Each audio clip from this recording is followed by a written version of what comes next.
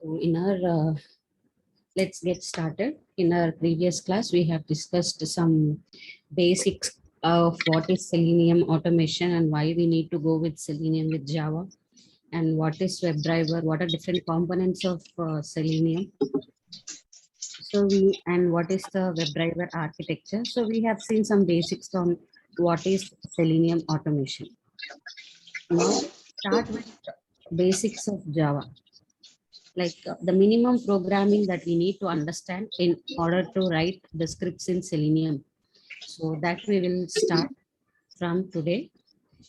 So for that we need to know few terminologies like what is a keyword. So if we say keyword, what does that mean? So in Java, we have 48 predefined keywords. So these are those 48 predefined keywords. We cannot discuss about all these keywords on a single day. So we'll start with the one which is highlighted. Someone is saying something.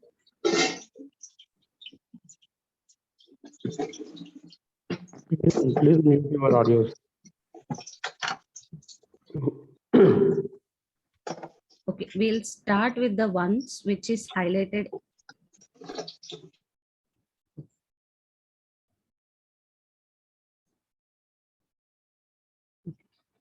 We'll start with the ones which are highlighted in red color. So it is not possible for us to discuss about all these 48 keywords on a single day. We'll discuss slowly. And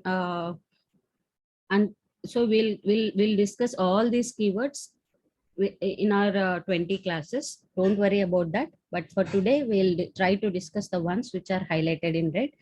Don't worry about that. We'll discuss each and every keyword. So keywords are nothing but uh, the predefined words which have a particular meaning. That means, so if I say Boolean, that means it have a specific meaning. If I say byte, it has specific meaning. So if it is abstract, means it has certain meaning. So they have predefined meanings which Java has defined. So each and every keyword have their own specific meaning. So we'll discuss them. Don't worry. What is a keyword? What is these things? We'll discuss one by one. Now, the next word is identifier. What is meant by identifier? That means name given for a variable or a method or a package or class. And so identifiers are nothing but the rules for providing a name.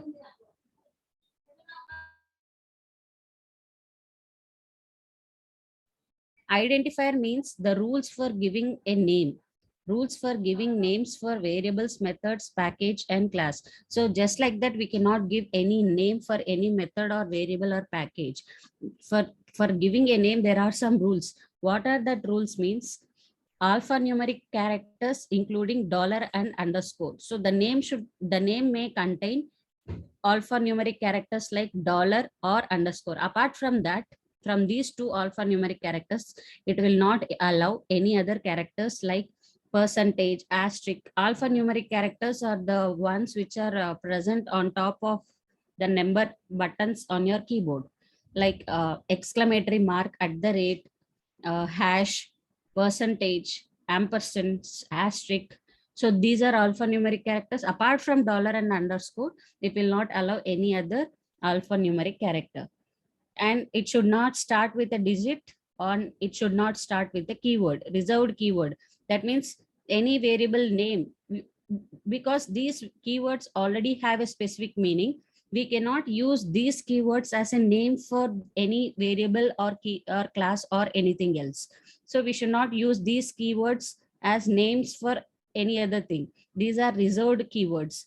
So these are certain rules that we need to follow when we are naming a variable, a method, or a package or class. These are a set of rules. So these rules, we call them as identifier. What is an identifier means? The names given for variable, method, package, or class, and the particular rules we need to follow when we are giving the names. These are those rules.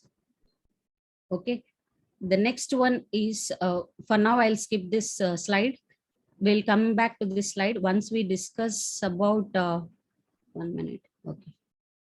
Once we discuss about what is a variable. Now we have seen the identifier is name given for a variable. But what is this variable? What is this method? What is a package? What is a class? We'll discuss all these things one by one. Now for today, we'll see what is a variable. Okay, now let me move.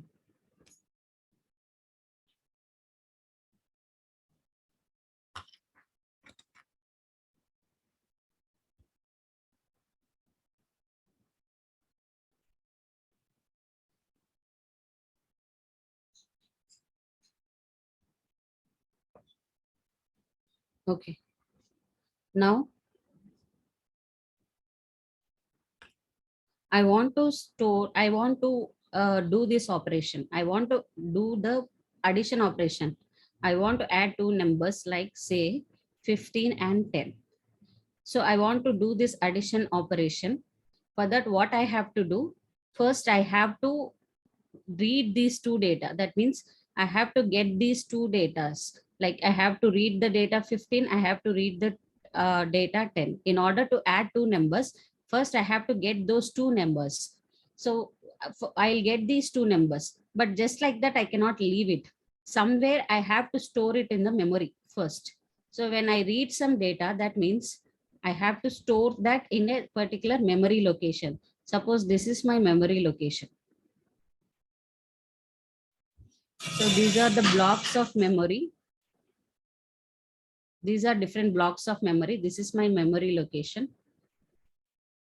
And for each and every block, there will be an address. That means there will be plenty of memory block like this in my memory. So for each and every block, there will be a particular address. An address will be assigned for them. So that we can, with that address, we can access these memory blocks. So this is my memory, and each and everything we call it as a block. So this is one memory block, memory block like this. So for each and every memory block, we'll have an address will be there. Through that address only, we will be able to access that memory block.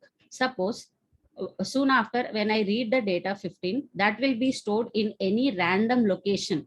In any random location, somewhere it will be stored in the memory. Suppose it is stored in this memory block. 15 is stored in this memory block, and 10 will be stored in some other memory address, memory block. Suppose 10 is stored in this memory block. Somewhere it will be stored at the random memory block.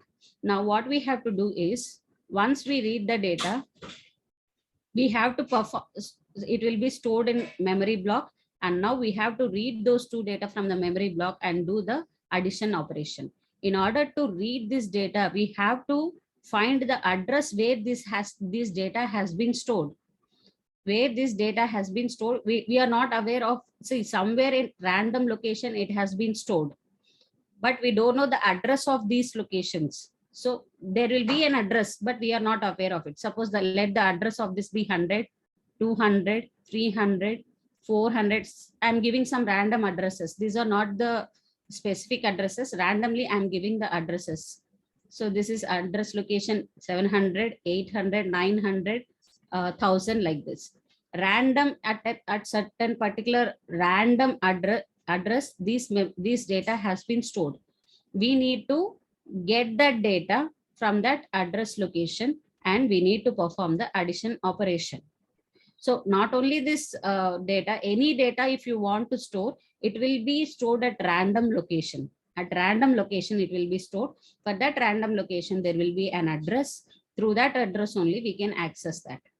Now, 10 is stored at address location 100. We don't know that. We need to get that data 10 using this address. How we can get that? That can be achieved using variables. Variables are nothing but address locations. So whenever we are reading some data, 15 or 10, it will be stored at a random location. At that point of time, we are assigning that data to a variable. That means to a particular address location, we are saying that go and store this data at that particular location. Suppose if I am reading A is equal to 15. A is equal to 15 means this data 15 will be stored at a particular random address location, and to that address we are assigning a name. We are assigning a name called A. So now this A means the address location of 15. A will hold A will hold the address location of the data 15. A means the address location of the data 15. Now B is equal to 10 means B holds the address location of data 10. That means B holds the address location of 10. That means B is 100 now. So holding the address, we call them as variables.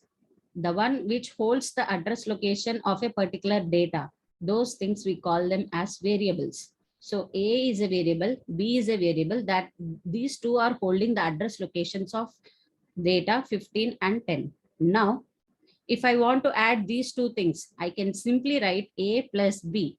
A means here the data at address location 100, which means the data at address location 800, which means 15, plus B means the data at address location 100, which is 10.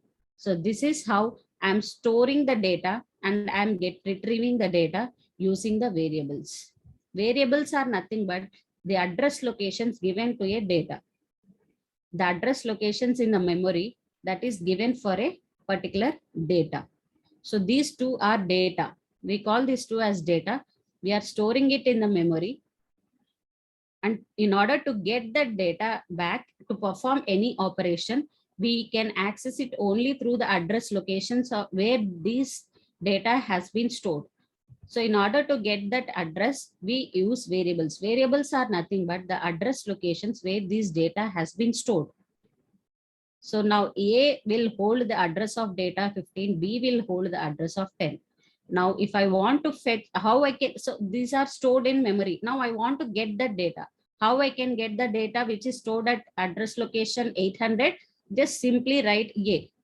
A will get the data which is stored at the address location 800. If you write A means it will return 15. If you write B means it will return the data which is stored at address location B, that is 100. At address location 100, what is the data that is available? 10. So it will return you the 10. This is how the data is stored in memory and how we can access it using the address locations through variables, and how we store the data and how we get the data. This is the process.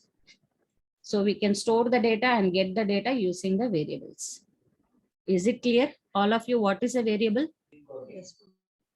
Okay. Now, what is an identifier? We studied just now. Identifier means the naming convention, the rules that we follow for giving the names to these variables.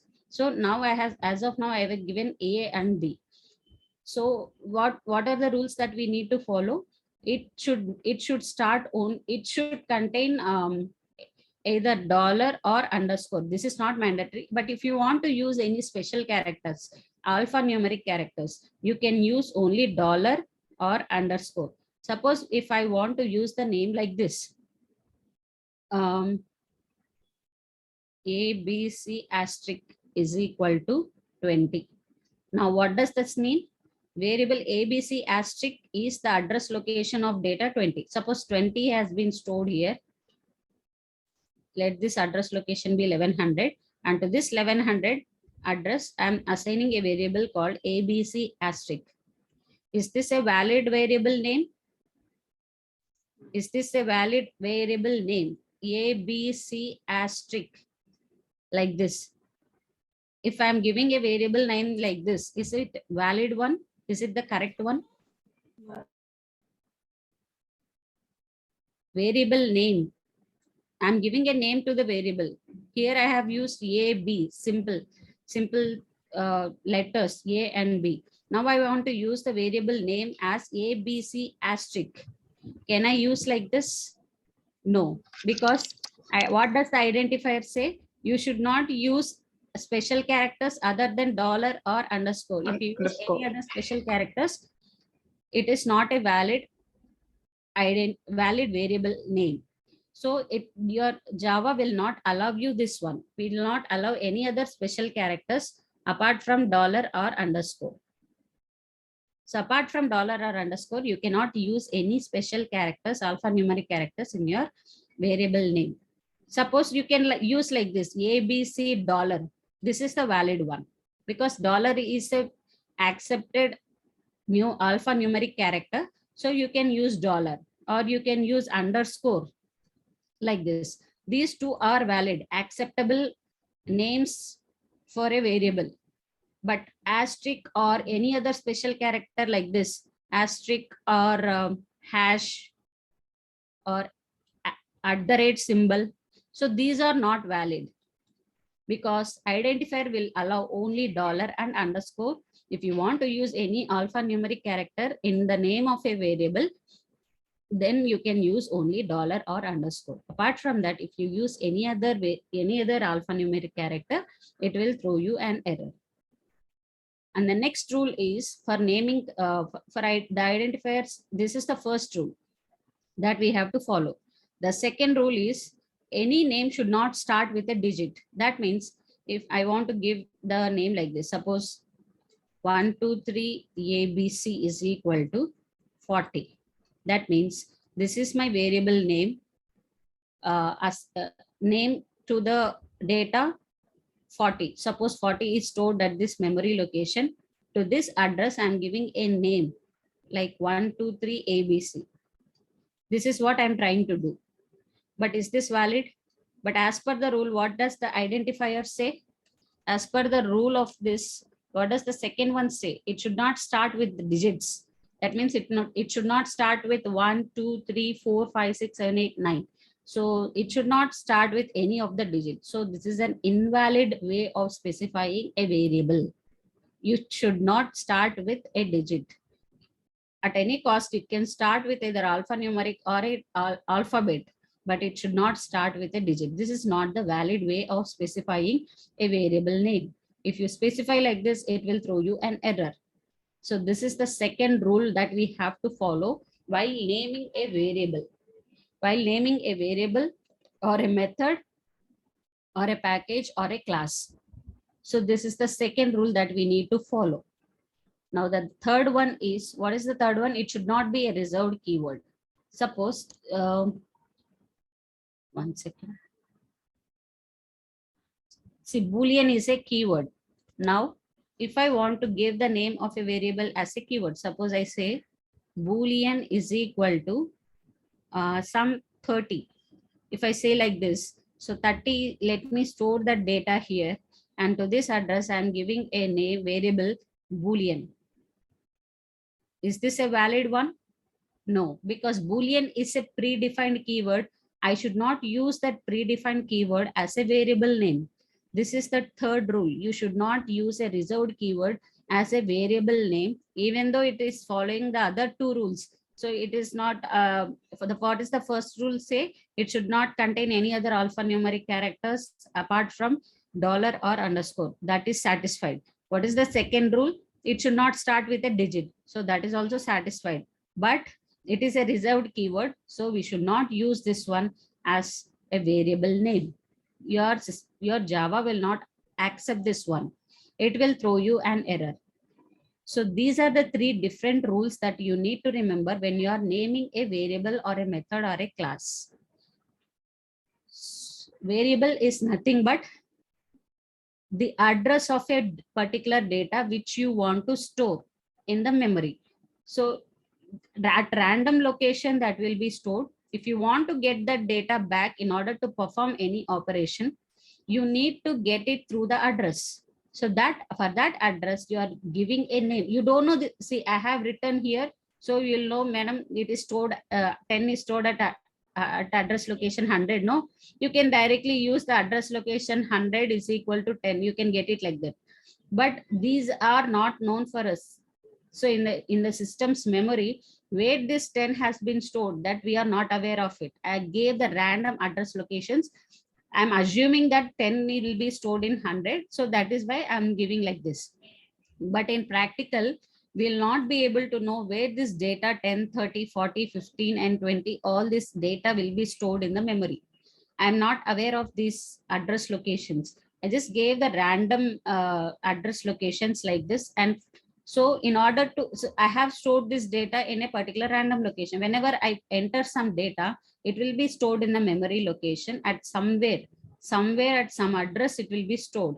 In order to get that data again, whenever I want, suppose now I want to access this data 10.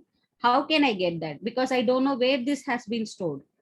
So in order to avoid that issue, we use the concept of variables. Variables means, so whenever you want to store some data, I use the variables. I say A is equal to 15. What does this mean? A is a variable. This holds the address location of where this data will be stored, where the 15 will be stored. This variable will hold that address. So now A will hold the address of the memory location where this 15 will be stored. Now, if I want to use this 15 again anywhere in my, I want to use that data 15 again in my program. So how can I access? I can access it using this name because I have already stored the address of where the 15 will be stored. So I can simply use this variable A. So it will return me the value which is stored at the address location A, 800. So what is the value stored at that address location? 15. So it will give me the data. Is it clear, all of you, what is a variable?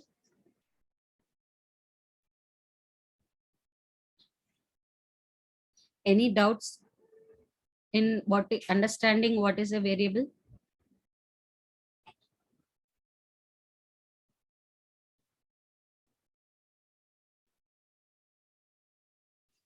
Okay. No. Okay. Now let's see something different. Okay.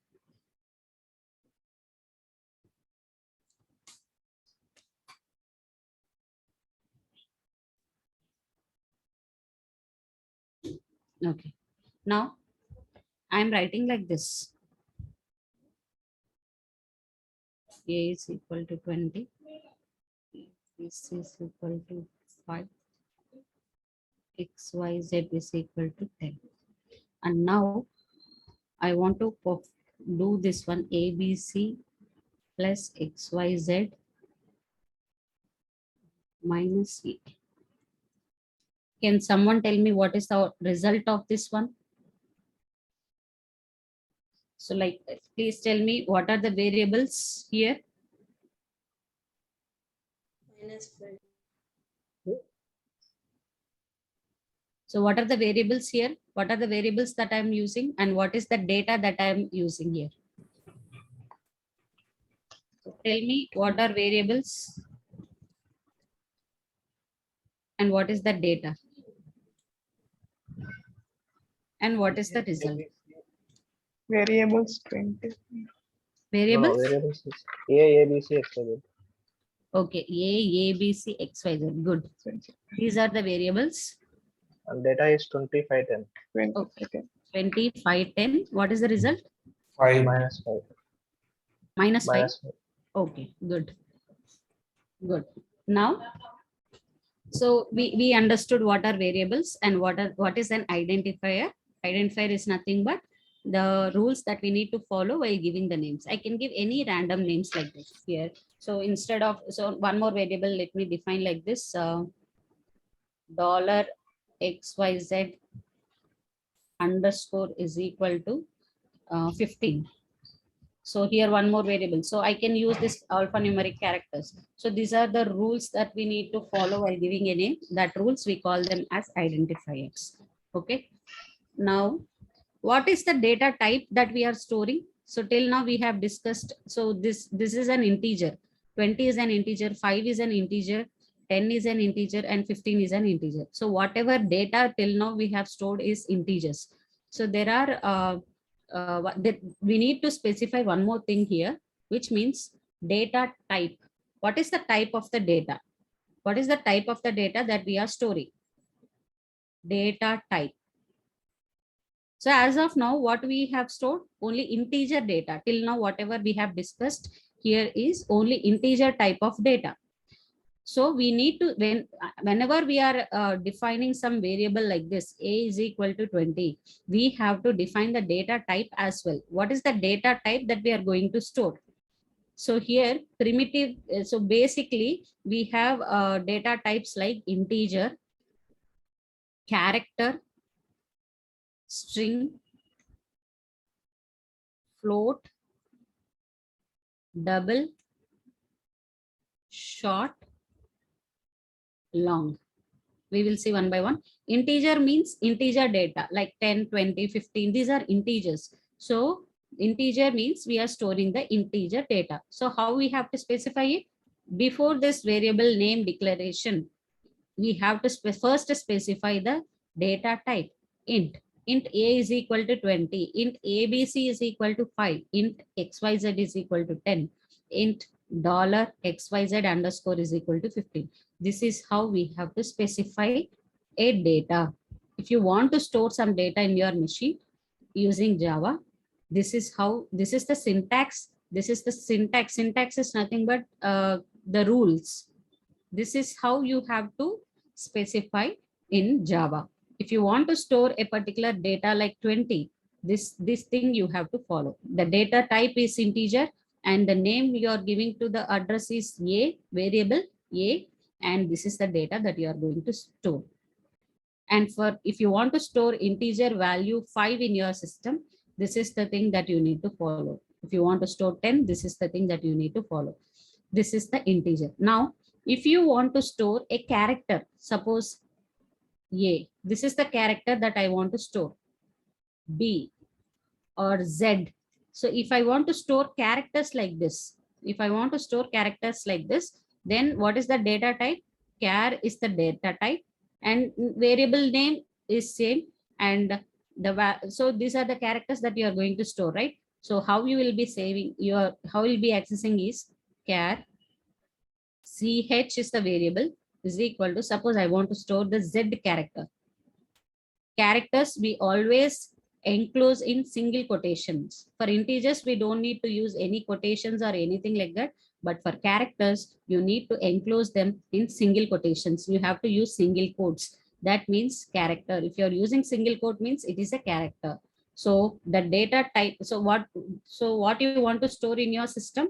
Z is the character that you want to store. The data type is char and the name you are giving to the address location is ch.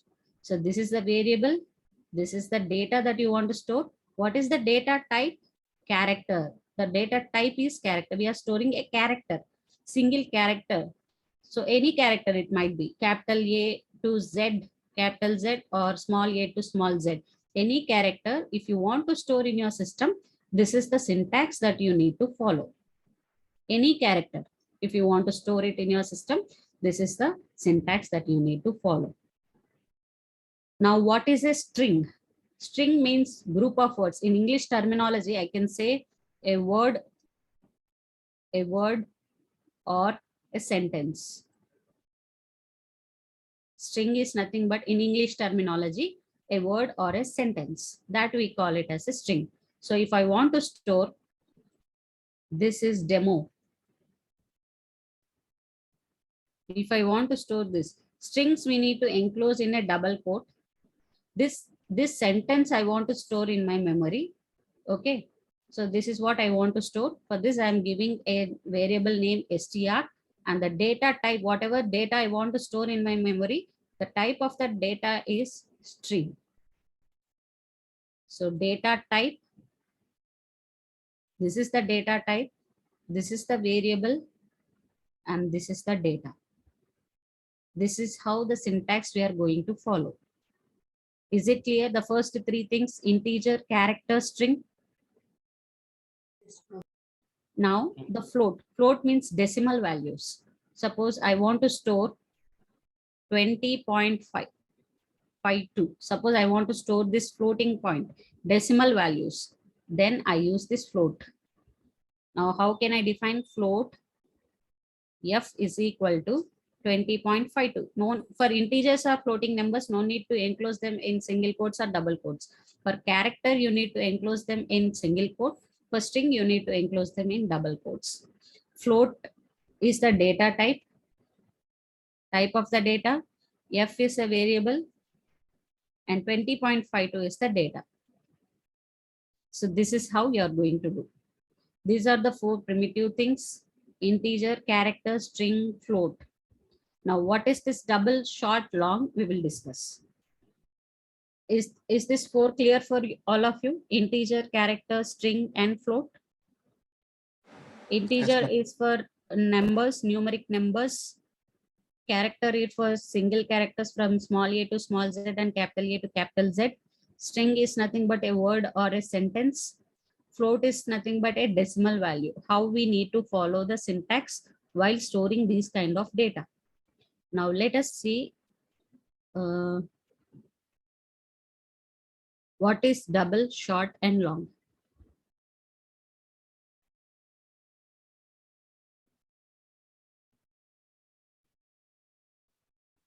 Double, short, long.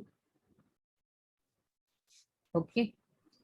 Suppose integer a is equal to 20. This is my memory location. Okay. If I do like this, in some particular block somewhere here, suppose let me say that 20 is stored at this memory block. The address for this will be 100, which will be captured in variable a. Okay. Now, will this 20 be stored like this directly? No, because system can understand only bits and bytes. Bits. What is a bit? Either 0 or 1.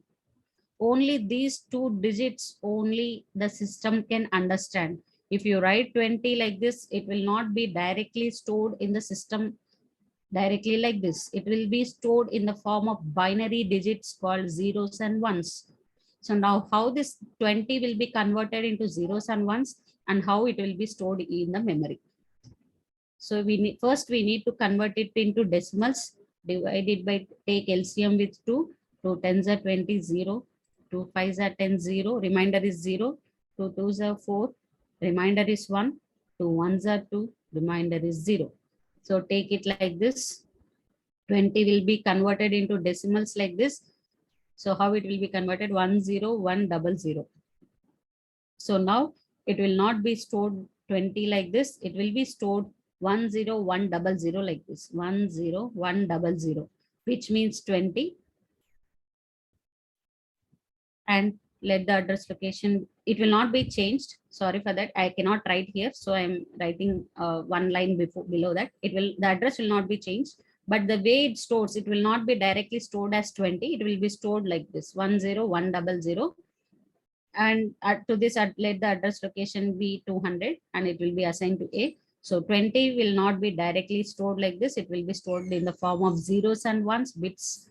We have only two bits, either 0 or 1. So in the form of zeros and ones only, the whatever data you enter, it will not be directly stored. Even a character also, char ch is equal to z. If you write like this, z will not be directly stored. It will be converted into zeros and ones and then only it will be stored. Okay, so we can it will not be directly stored like this. It will be stored in either zeros or ones. So in order to store 20, how many bits are required? 1, 2, 3, 4, 5. So to store 20, a simple integer 20, we need 5 bits. 5 bits of memory location is required. Okay, now 20 is an integer which requires 5 bits of memory. Integer will hold the data up to, okay, this is a bit. What is a byte means? Byte is 8 bits of memory. Until 8 bits, you can store it in a byte. If it is more than 8 bits, so if it is 2 bytes means 16 bits. 4 bytes means 32 bits, right? 1 byte holds 8 bits of data. 2 bytes means it holds 16 bits of data. 4 bytes means it can hold 32 bits of data. 1 byte means 8 bits. So until 8 bits, a byte can hold the data. So if suppose if my data is let me write 2000, it may need 8 bits of data. In order to store this, more than, it may be more than this also. I'm just writing an example. 2000 may contain more than 8 bits, suppose 9 bits. I'm writing just an example. I'm not doing any calculation. Roughly, I'm saying 2000, if it needs 9 bits of data, then can we use a byte to store it? Because a byte can hold only 8 bits of data. If it is more than 8 bits, can a byte hold the data?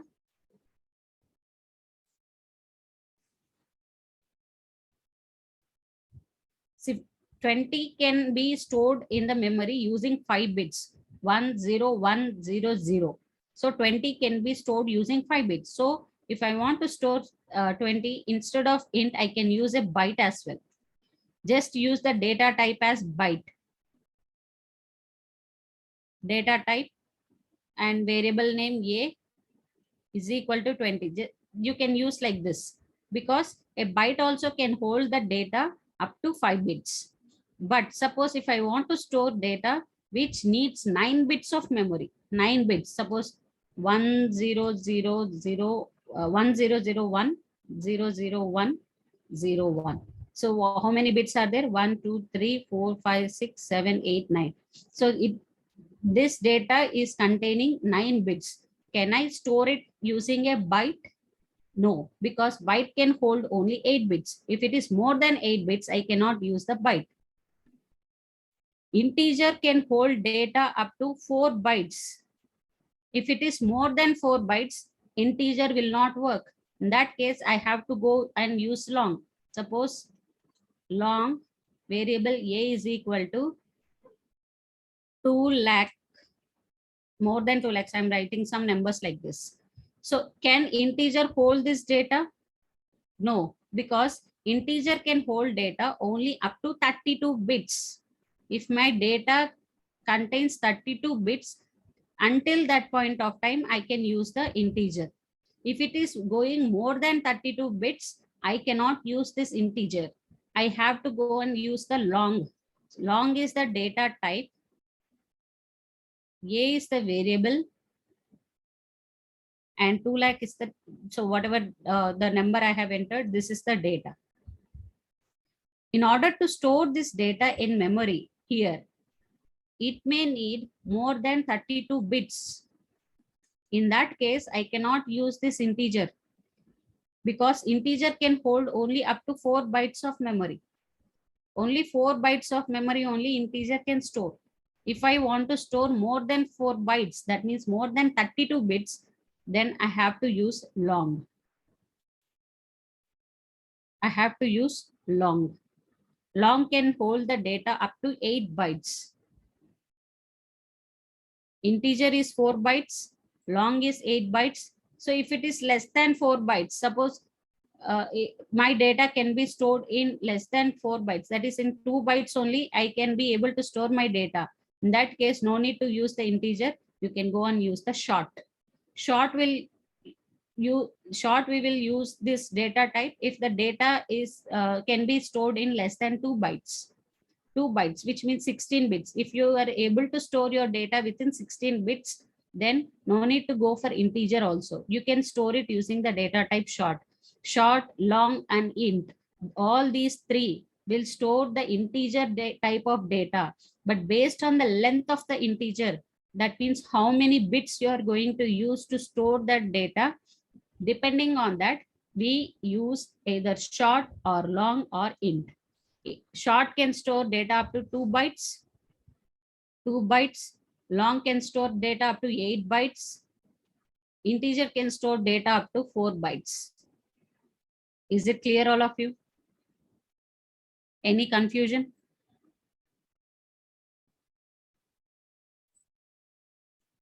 Is it clear, all of you?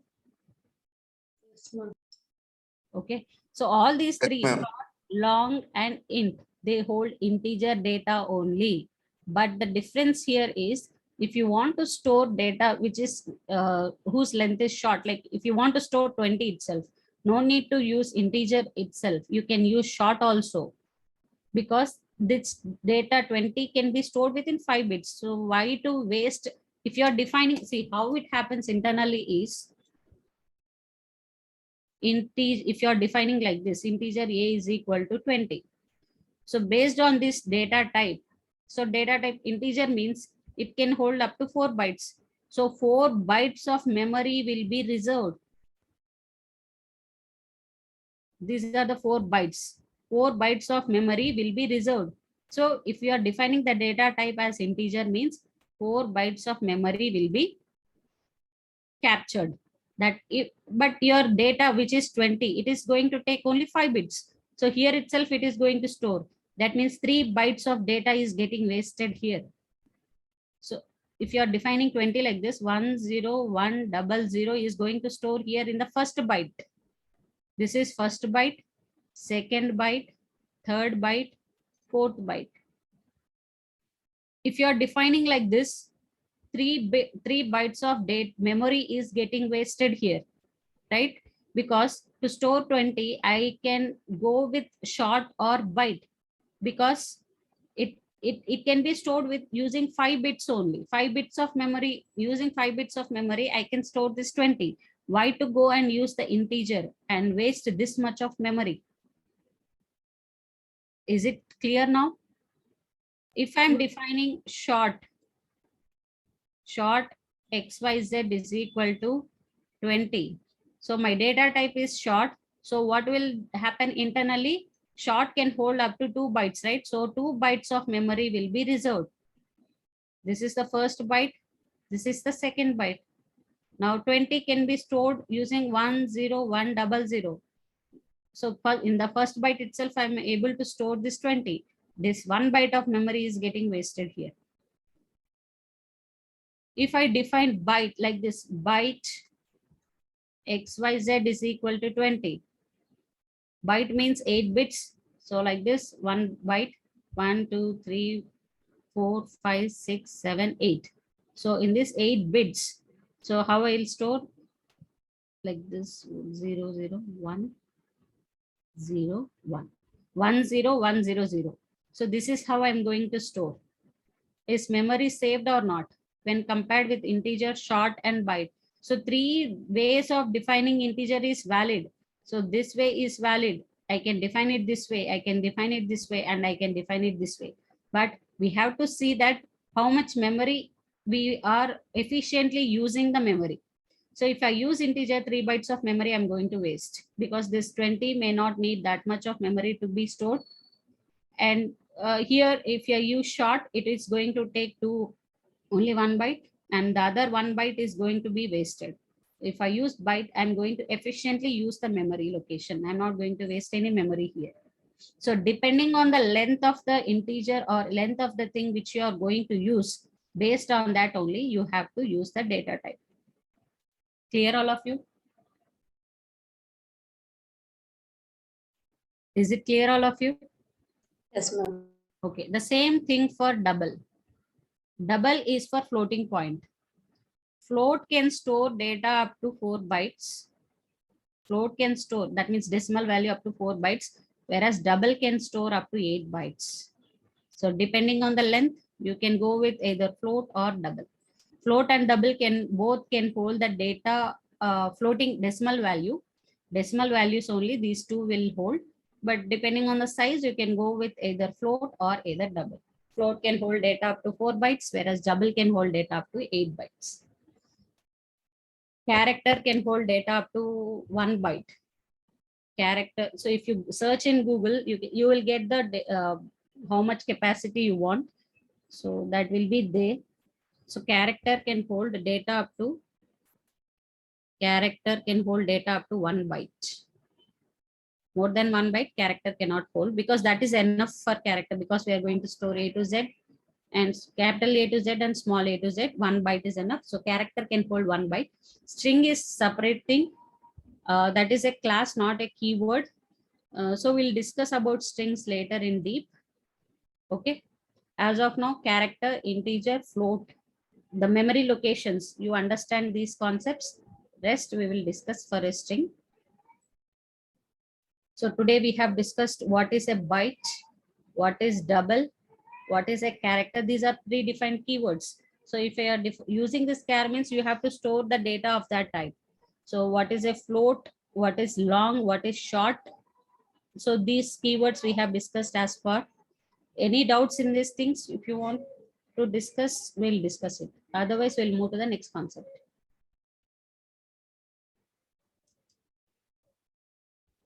Anything till now, whatever we have discussed?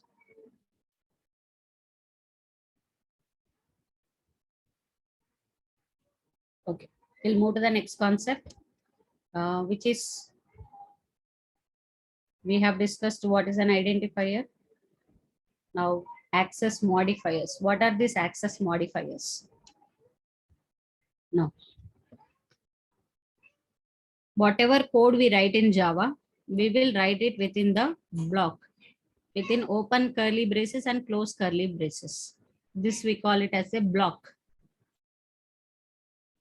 Within this block only, we will write our code. Access modifier means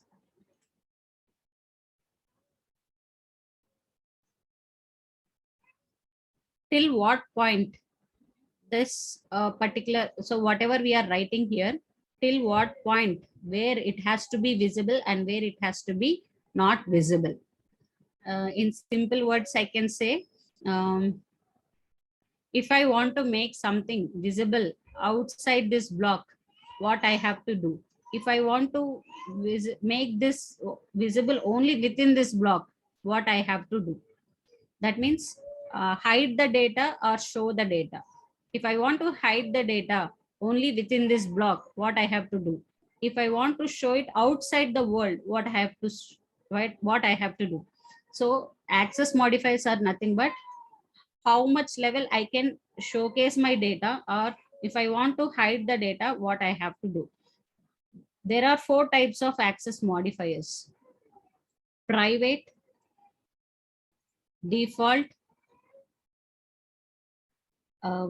public, protected and public.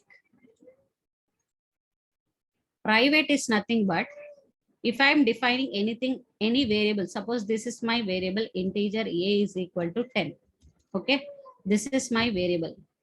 If I making it private means, so before this I use the specify the access modifier. This is access modifier. This is the data type. This is the variable, and this is the data. This is how I have to use the syntax, proper syntax, access modifier. So if I am defining any variable as a private variable, that will be visible only within this block. Within this block, it will be visible. Outside the block, if I want to use this variable a, if I am using the variable a plus 20 here, it will throw me an error. It will not allow me because it will not fetch the data which is stored at address location a, because it is private to this block. We cannot use it outside the block. Outside this block, if I'm using that means it will throw me an error, because this variable is accessible only within this block. It is private to this block. It is a private property. It will be accessible only within this block. Outside this block, if I'm trying to access this variable, it will throw me an error. If I use internally like this, a plus 20, here it will return me the output. It will return me 30. This is valid. But if I am trying to access this data, this variable outside this block, it will throw me an error, because private is hiding the data, hiding this variable value outside this block. It is visible, it is permitted only within this block, only within these 2 curly braces. If you are using this variable means it will allow you, but outside this block, if you are trying to access this variable, private variable, it will throw you an error. Private means it will keep the data only to, it will keep the data only within that block itself. It will not allow the data to go out of that block. It will not allow you, it will not allow the data to go out of that block. That is private. If you are using, so if you want the data to be only within this block, then you have to use the access modifier as private. Private is the access modifier that you are going to use if you want to hide the data from other methods or other blocks. We'll see one by one what is a method, what is a class. Okay, is this private clear, all of you? Yes, ma'am. Okay, now as of now, you don't worry about what I am writing, just concentrate on what is a class, what is a method. Okay, suppose this is my class ABC, this is the block. Okay, now in this class I'm writing a method, public static void main. Don't worry about all this terminology, we'll discuss one by one. As of now, I want to show you about this access modifiers. Okay, this is the main method block. Okay, private means if I'm declaring any variable like this, private int a is equal to 10 means it will be accessible only within this block. So within what curly braces I have written, only within that block, this will be accessible. Out of this block, if I'm writing a plus 20 here means a plus 20, it will throw me an error because this private integer is accessible only within this block. Here it will throw me an error. Okay. Now let us discuss what is default, what is protected, and what is public.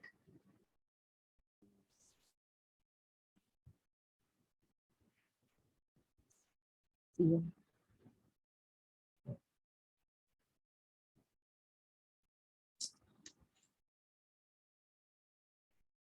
Let me create.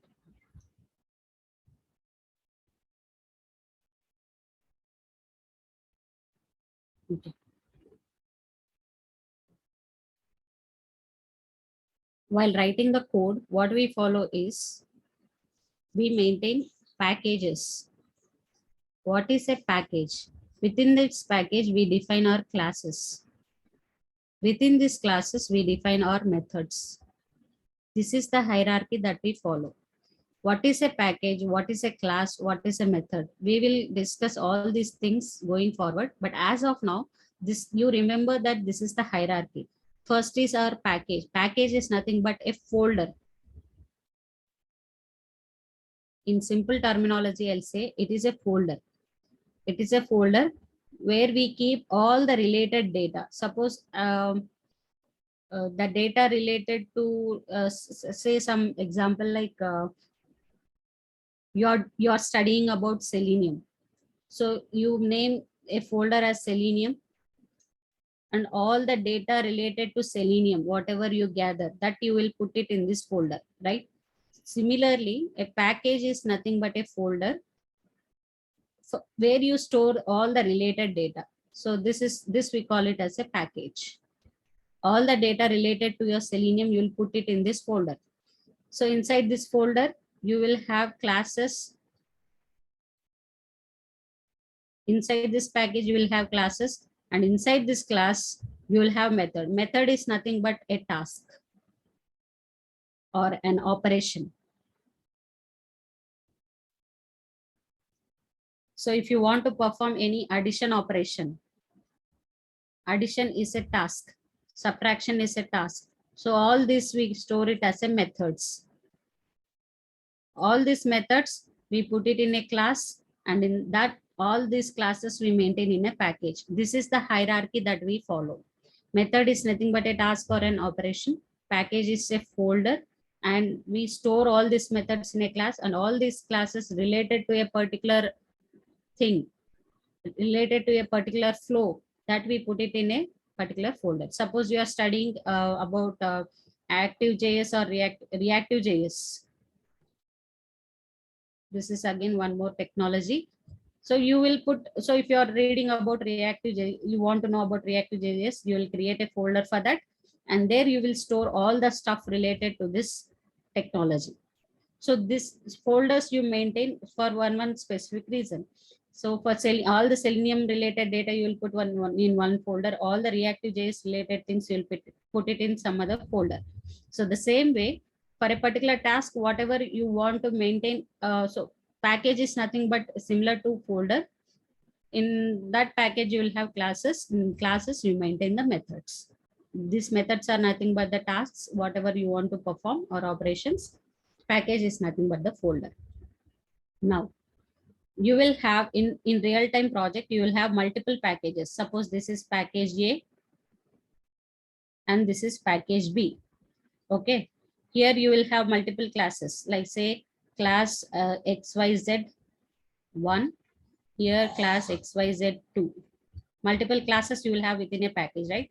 Class 2. Here also class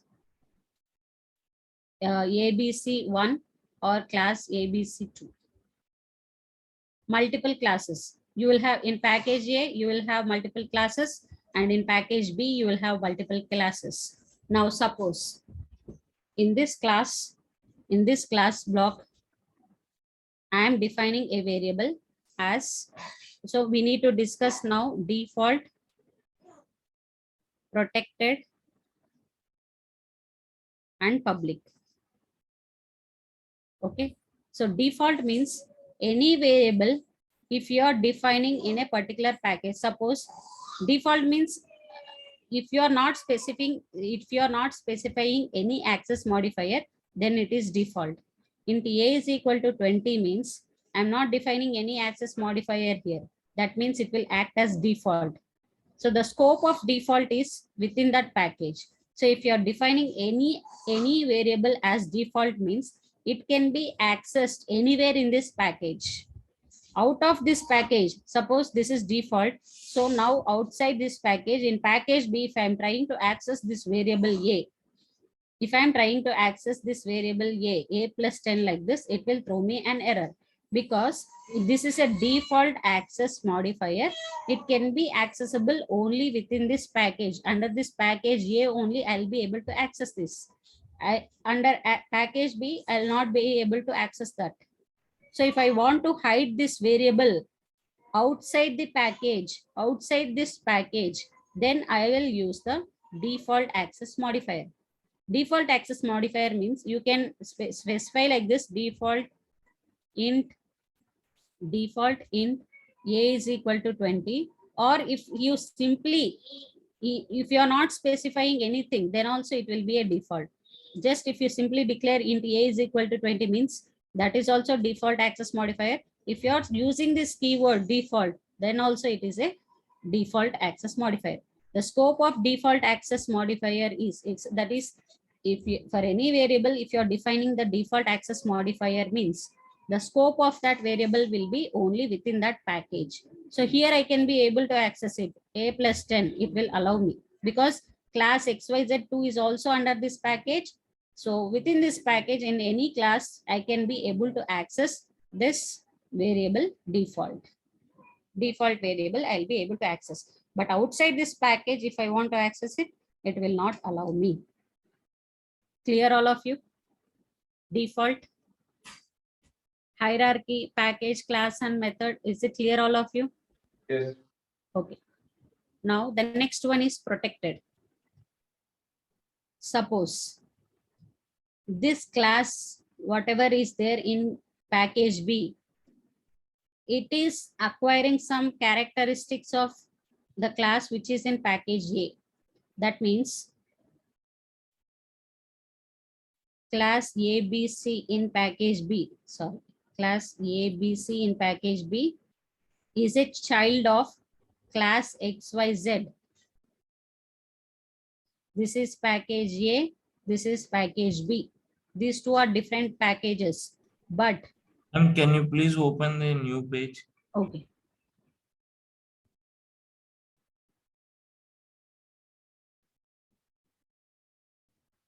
Okay, let me write it here. Package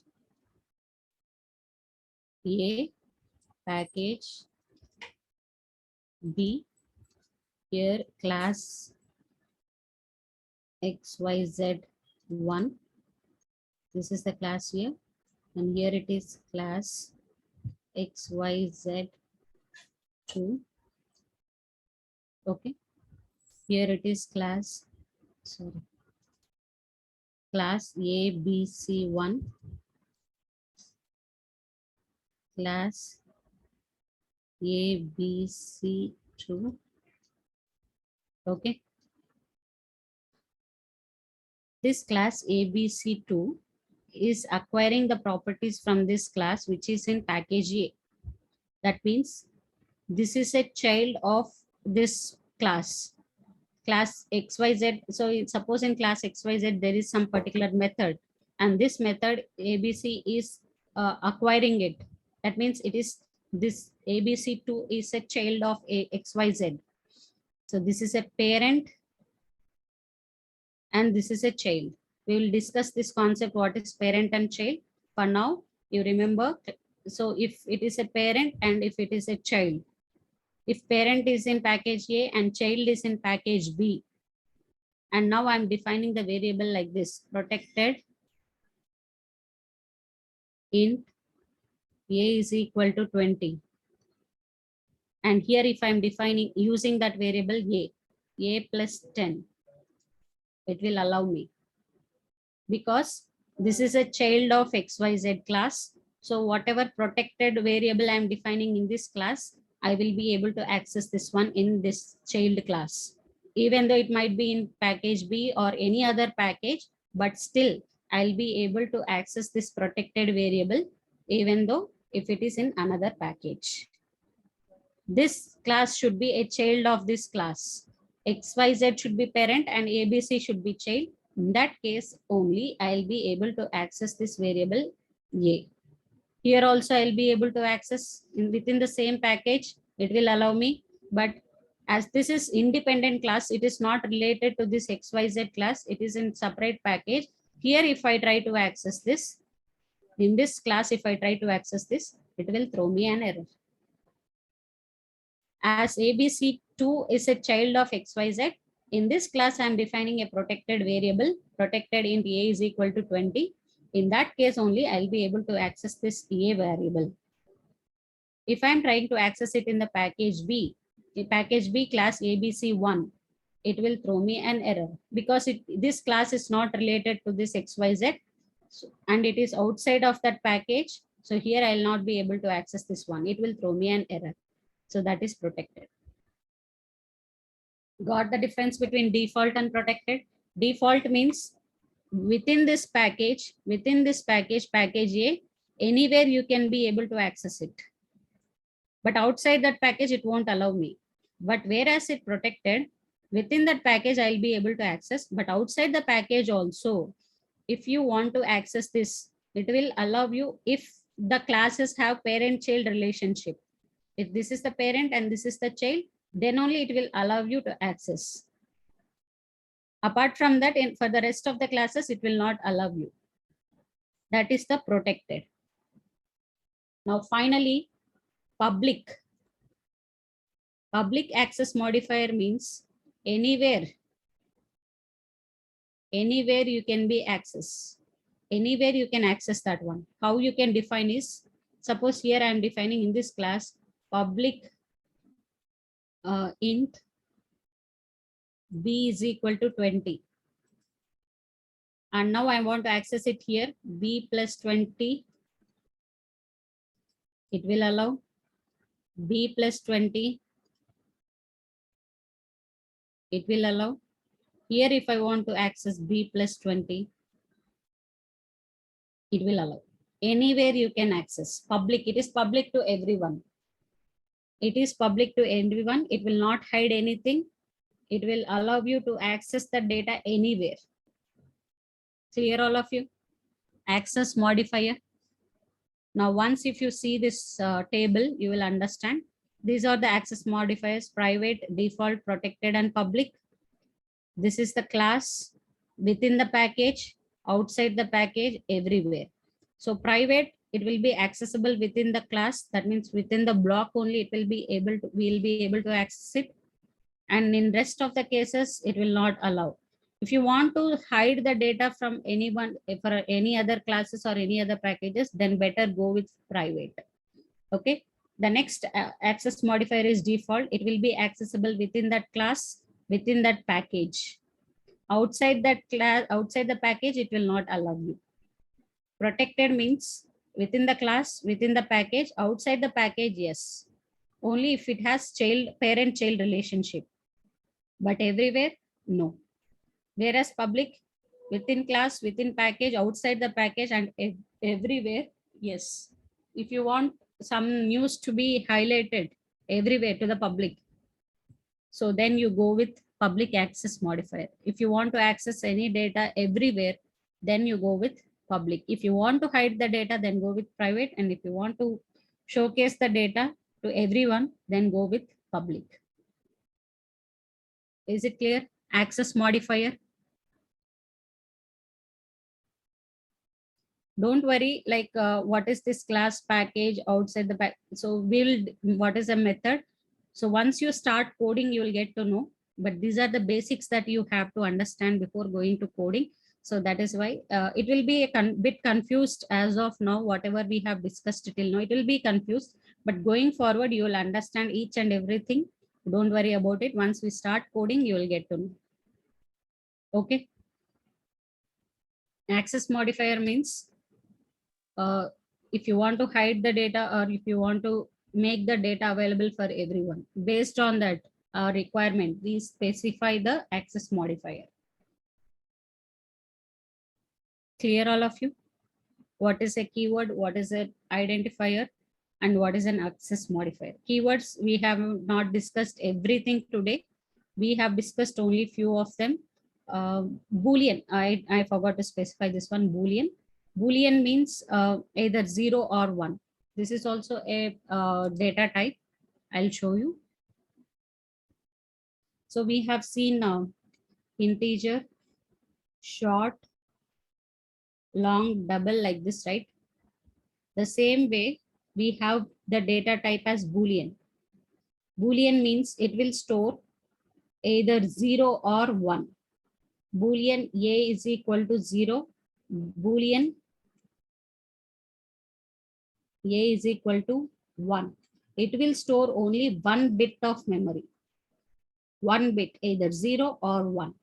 Either true or false. 0 means false. 1 means true. Boolean will store 1 bit of memory. If you want to store 1 bit of memory, either true or false, either true or false, that means 0 means false, 1 means true. So 1 bit of memory, if you want to store, then we can use the Boolean. 1 bit of memory Boolean, 1 byte means 8 bits. So short means 2 bytes. Integer means 4 bytes. Character means 1 byte. So depending on a requirement and data we want to store, we can use these things. So Boolean, we have seen byte, character, class, we will see. Just I gave you an introduction, what is a class. We will see it going forward. Double we have seen, float we have seen, int we have seen, long we have seen, private we have seen, protected also we have seen, public we have seen, short, and void we need to see. That we will discuss in the upcoming class. Don't worry about that. Any doubts till now? All these keywords we will discuss one by one. Don't worry. Once you start the programming, you will understand what is the importance of these keywords. Don't worry. For today's class, it will be confused, but going forward, definitely you will understand. Okay. Now, data types. Two types of data types are there: primitive data types and non-primitive data types. Primitive means, like till now, whatever we have discussed, like Boolean, characters, integer, long, string, long, short, float, double, and byte. Non-primitive means based on these data types, whatever string is a non-primitive data type, means based on this primitive data types, we extract, we create few more data types. Those things we call it as non-primitive data types. Those are called arrays, interface, class, and string. We will discuss what are these things. Once we discuss these things, you will get a clear understanding. As of now, There are two types of data types. One is primitive and non-primitive. Basic data types, we call them as primitive. From this basic, if we are able to create complex things, then we call them as non-primitive data types. Some examples of non-primitive are string, class, interface, and array. We will discuss them. Is it clear, all of you? In today's session, we have discussed about keywords, identifiers, variables. What is a variable? And what are the access modifiers? And what are the data types? Is it clear, all of you? Yes, ma'am. Last, we'll wind up with this program. If you want to take the screenshot, you can take it. Or if you, so this is how we define a class. This is the method. And here we are defining an integer variable whose access modifier is default. And system.out.println means anything if you want to print as output, anything if you want to print as output, we will put it in system.out.println. It doesn't do anything, but just prints the value. Whatever we are giving here in this bracket, it will print that value as output. So just try this program for today. We will discuss it tomorrow. So here at line number 4 will print the value of A. What is the value of A? It is 10. So at line number 4, it will print 10. And again, at line number 5, we are defining one more variable, I is equal to 5. This is also default. And now we are trying to do at line number 6 something for this variable I, that I want to demonstrate it. But before explaining this thing, if you do some R&D and if you come up with some doubts, I'll be very happy. So for that reason, I'm giving this program. Before I'll explain this each and every line in tomorrow's session, but still I want you to do practice on this program for tomorrow's session. System.out.println means it will print something in the output. This is, so we are defining the variables like this, and I'm doing some calculations. These are mathematical calculations which I'm doing it here. And finally, I'm printing the value of A. After these operations, what will be the value of A? So I just want to demonstrate that. You will have online Java compilers. So if you search here in Google, if you search Java online compiler, you'll get a lot of online compilers here. If you click on any of this link, any of this thing, you can go. So I'm using this one, online compilers. So you can simply write your program like this system. So in this simple program, they are trying to print some value, which is the value hello world. If you click on this run button, it will print the output hello world. So system.out.println means if you want to print something in the output, that we will specify it here. So whatever is written here, that will be printed in the output. Okay. Now so what you will do is, this is class, this is main method, whatever class name, whatever method you want to do, you give it. But this piece of code, you write it here. Instead of this, you try to write it here and run this program and see the output, whatever is printing here. So get some basic knowledge on what I have done here. We'll discuss it tomorrow. Okay. I'll post this PPT in the group. Just do the R&D for this program. We'll discuss it tomorrow. Okay, that's it from